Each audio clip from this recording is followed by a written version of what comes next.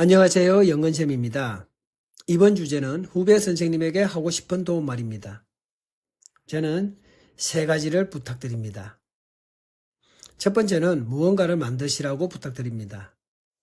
무언가, 한 주 동안 설레게 하는 무언가입니다. 한 주 힘듦을 잊을 수 있는 무언가입니다. 예를 들어 영건쌤은 일요일이면 축구를 합니다. 20회 넘게 하고 있습니다. 월요일이면 제 일기장에 한 주 계획을 세우는데 이때 일요일 축구는 꼭 못 박아둡니다. 웬만하면서는 다른 것으로 바꾸지 않습니다. 저와 토론을 같이 공부하는 후배가 영건쌤은 토론 모임과 글쓰기 모임, 축구 모임 겹치면 어딜 가요? 하고 짓궂게 물었습니다. 제 대답은 당연히 축구요 하고 짧고 명쾌하게 망설임 없이 말했습니다. 제가 축구에 빠져 있는 까닭은 축구를 좋아하기 때문입니다. 축구 선수 메시를 좋아하고 바르셀로나 축구를 좋아합니다. 무엇보다 축구하는 것을 좋아합니다. 축구할 때 온 정신을 쏟을 수 있어 좋습니다. 축구할 때면 아무 생각이 나지 않습니다. 학교, 학급, 학생 생각도 나지 않습니다. 그냥 축구에만 푹 빠져 있습니다.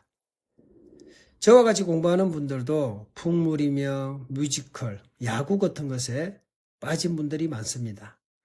이분들과 이야기 나눠보면 비슷한 말을 합니다. 그것들이 살아가는 힘이라고 합니다. 후배 선생님께 부탁드립니다. 나를 설레게 하는 힘듦을 잊을 수 있는 무언가를 꼭 만들어 보시길 바랍니다. 두 번째는 사람을 만났으면 합니다. 제가 20회 넘게 축구 모임을 하니 친한 형 동생이 있습니다. 제가 가장 가까운 형은 쪽갈비 사장님입니다. 제 사회생활 멘토이기도 합니다. 아직도 우리 식구 회식으로 자주 가는 곳이 그 형 쪽갈비입니다. 이렇게 친한 형이지만 이야기를 나눌 때 한계가 있습니다. 다름 아닌 우리 반 이야기, 우리 학교 이야기를 할 수 없습니다. 형은 장사, 돈과 관련된 이야기를 많이 합니다. 저는 학생들과 사는 이야기인데 그 이야기를 하지 못합니다. 그러니 학교 안에서 뜻이 맞는 선생님을 만나길 바랍니다.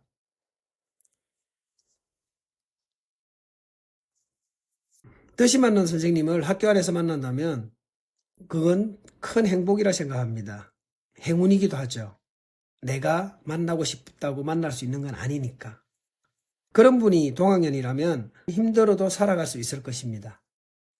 그런데 말씀드렸듯 그게 쉽지 않습니다.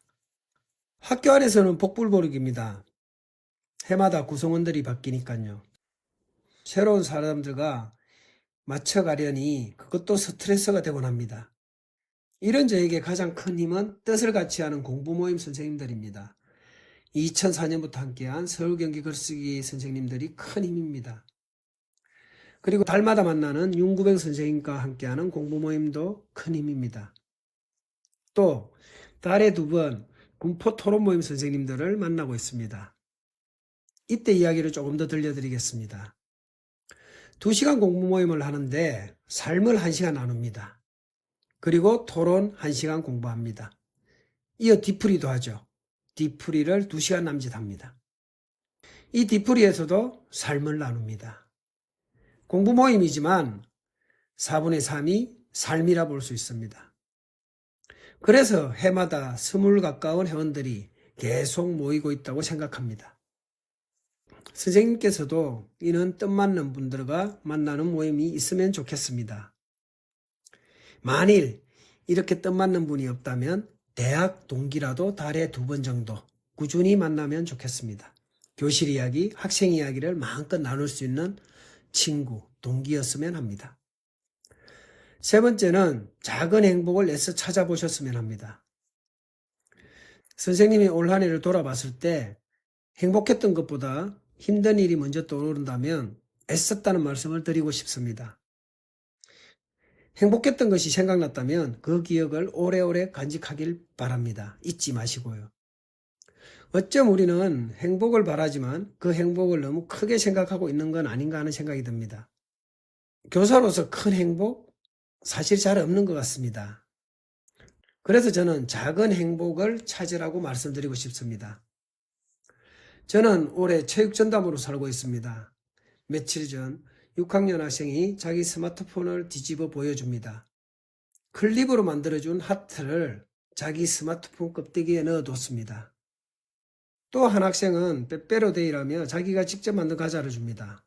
저는 그 학생에게 시를 한 편 인쇄해서 건넸습니다.